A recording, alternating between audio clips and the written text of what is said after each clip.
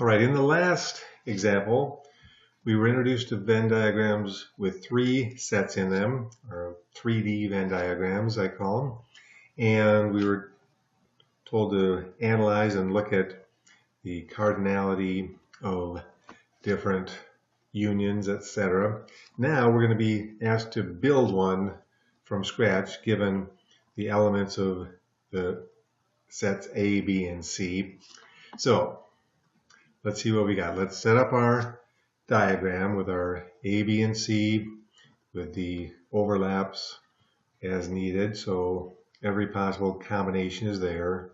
A overlapping with C, and in the middle, the main one, the new one, is the overlap of all three of them. So we've got that set up, and here we're given U is our universal set. That contains 1, 2, 3, all the way up to 20. Set A is 1, 2, 3, dot, dot, up to 10. B contains 10, 11, 12, up to 15. And C is the even numbers, 2, 4, 6, up to 20. So our job is to build this Venn diagram with each of those numbers in the correct place. So again, some of them are going to be only in A and B, but not in C. So they would go in this sort of triangle between A and B. The ones in the middle, of course, would be part of A, B, and C. And that's actually where we're going to start. We're going to start in the middle and work our way out. We'll start with what's in all three of them.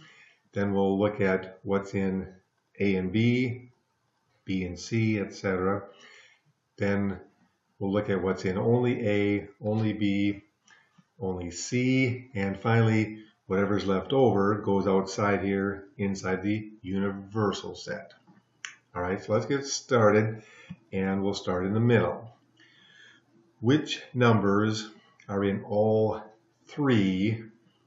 So universal is everything in up to 20. A goes 1 to 10. B goes 10 to 15. So far the only overlap is the 10 here. I see nothing else that overlaps. And C, if C has the 10, then that would be the only one in all three of them. And yeah, this is even numbers. So somewhere in here would be a 10. So 10 is in all three of them, and that would be the number that goes in the middle. I forgot to mention, one good idea is to make a list here and sort of check them off as you go, or you could make another list and just write them down as you use them. Some way to make sure you've used all the numbers by the time you're done. So I'm going to check off number 10 there, and we know that that one's already been taken care of. All right, now let's look at A and B. What's in A and B that they share? We already know they shared the 10, but that's already covered. So what else do A and B have in common? Well, nothing. A is up to 9 and B is 11 and above. So I put that dash in there showing there's nothing there, just kind of a blank.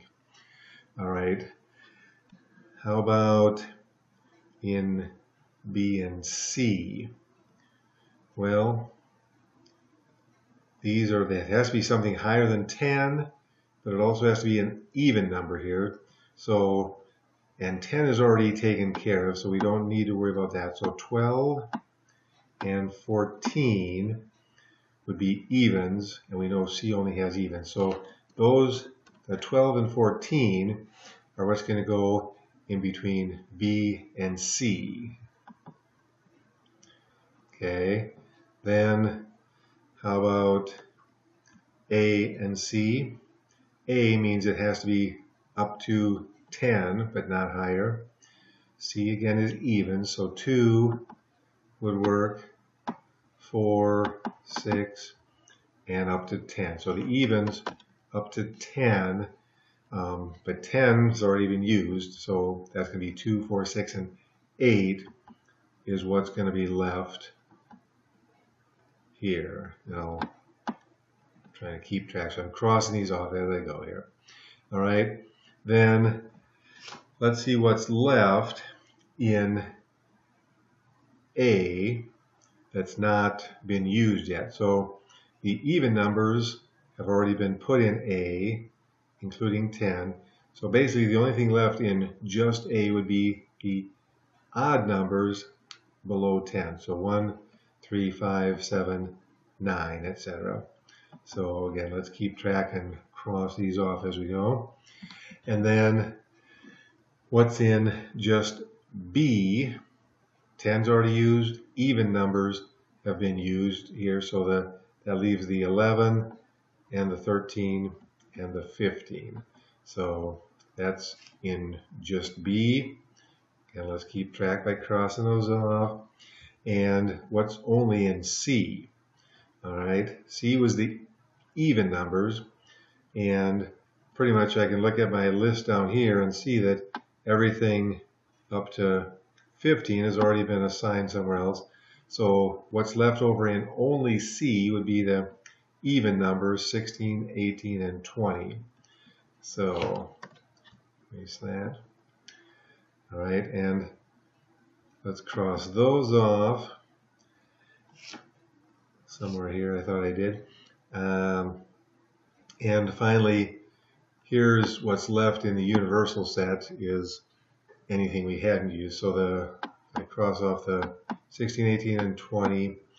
The only things unused, so unassigned, would be what's left in the universal set up here. Okay, so it's a little busy work keeping track of everything, but that's how we would build it. Main thing is start in the middle, then do the intersections, see what's left in each of the A, B, and C, and then finally anything unused is just in the outer universal set. All right.